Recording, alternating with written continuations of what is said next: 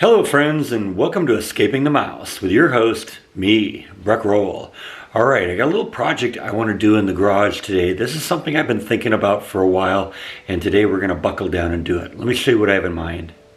I have two doors that go from the house out into the garage. This is one of them, and the other one is over here.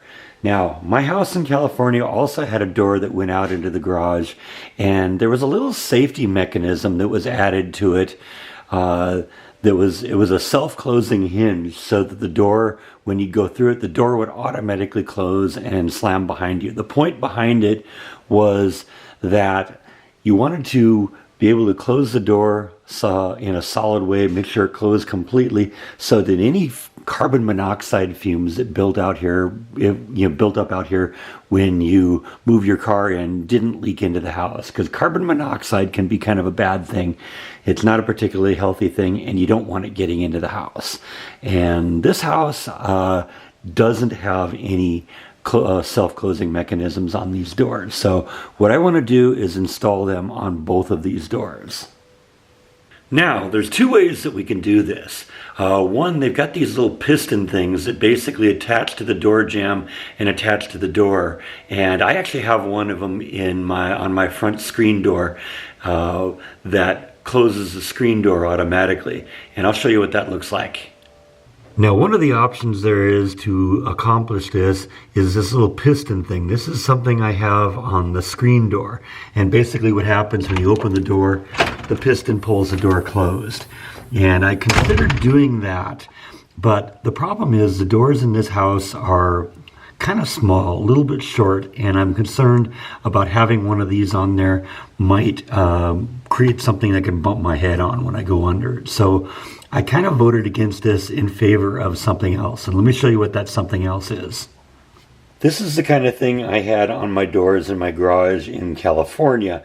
This is a spring-loaded hinge, and so it'll just replace one of the regular hinges, and it's spring-loaded, and it will make the door close automatically without that piston-driven thing. And I think this is a better option. It's a little bit more low-key, and it doesn't create the possibility of me bumping my head on it. Now, there's one little complication I have to deal with. This door that goes into the hallway, goes back to the bedrooms, I believe was installed when they put the storm shelter in here.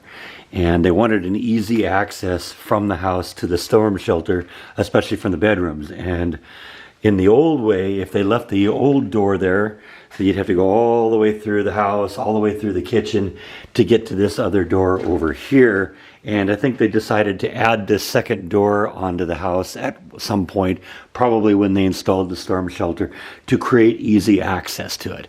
Now, this door here had three hinges on it. One here, one in the middle, which I've removed so that I could replace it with the spring-loaded hinge, and the one on the bottom. But this door over here never had three hinges. It only had two hinges, one on the top and one on the bottom.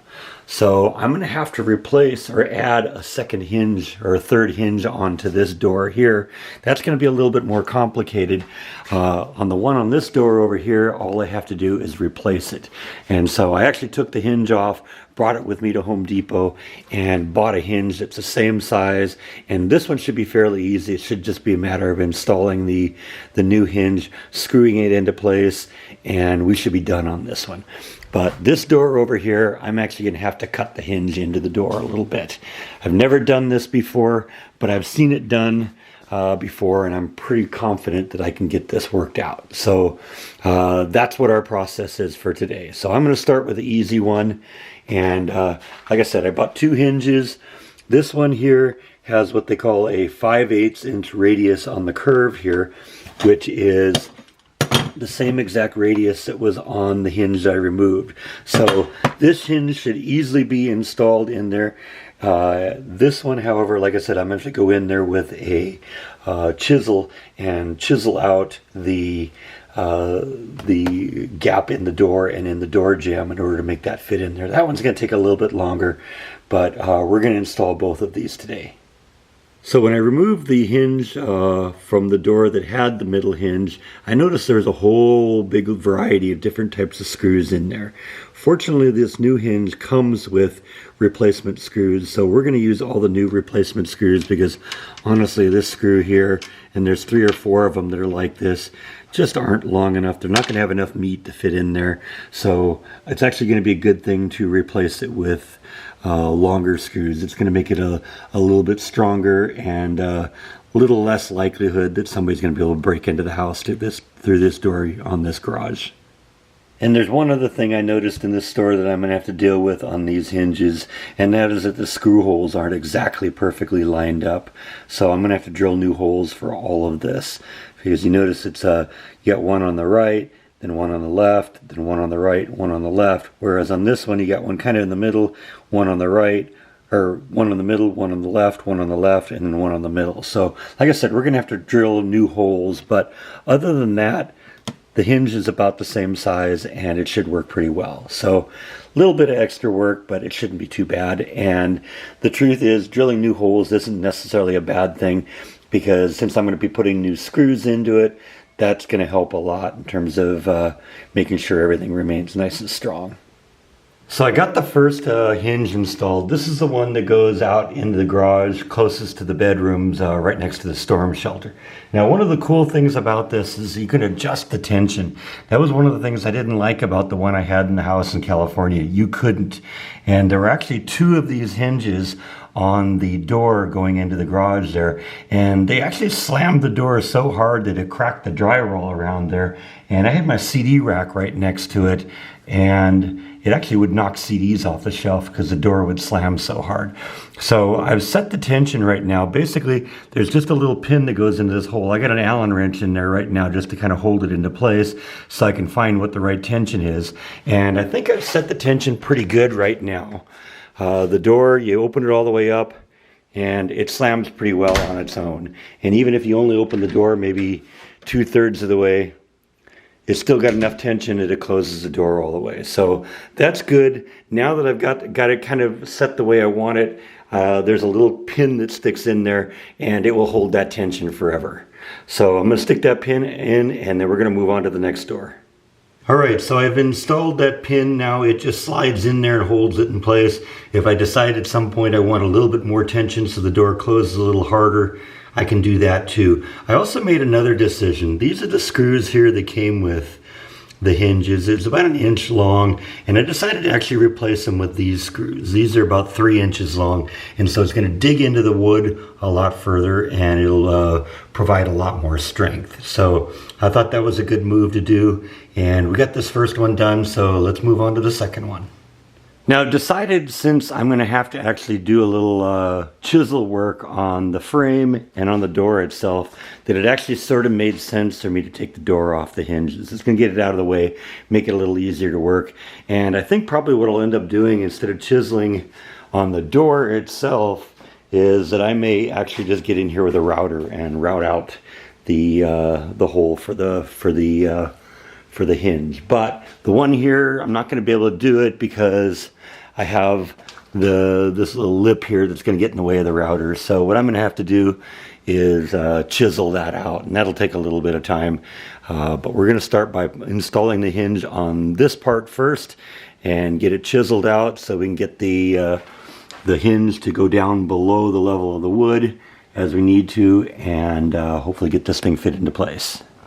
Okay, so what I've done is I've installed temporarily the hinge just right on the surface of it, drilled a couple of shallow holes using the screws that actually came with it, and then I went along the top edge and the bottom edge with a box knife just to score the wood a little bit, so we're going to have a nice even spot to put in. Now I'm going to go hit this thing with a hammer and chisel. We're going to chisel off probably about 1/8 of an inch of the wood in here so the hinge can fit inside that hole, and then we'll secure it permanently with the long screws. Alright, a little bit of time has passed by, and that was actually a lot easier than I thought it was going to be. This was the part of it I was a little bit concerned about because I've never tried this before. Like I said, I've seen people do it, but I've never tried it myself. but I was actually able to cut that out pretty nice, and the hinge is now nice and flush with it. So what I'm going to do is I'm going to drill those holes down a little bit deeper, and we're going to get the screws driven all the way in there and get the hinge on this side attached, and then we can go in and measure out the other side. Alright, I got the middle hinge on the second door done. I just used a router this time to get it. Now the hinge sticks out a little bit, but that's okay because it will clear in here. The door is just a little bit thinner, but I drove these screws in at a little bit of an angle because they were right close to the edge, but these two are dug in real deep. So I'm going to close the door now. We're going to try and set the tension. This door is a little bit lighter, so it should take a little less force to get this one to close, but this is coming together pretty quick. I'll show you what the final product looks like in a minute. Alright, so we get this final hinge in place. It actually took a little bit more tension on the spring to get this one to close. This door is actually fairly light. It's a hollow door, so it doesn't have enough inertia with the same amount of tension that it was on that door. That door is a pretty solid door. It's got a metal frame and it's a solid wooden door. This one's hollow, so it required a little bit more inertia to get it going, but it's closing pretty good on its own right now. So I think we're done with this little project. I think we're gonna wrap this one up today. So thank you as always for watching, and I'll see you next time on Escaping the Mouse. Good night.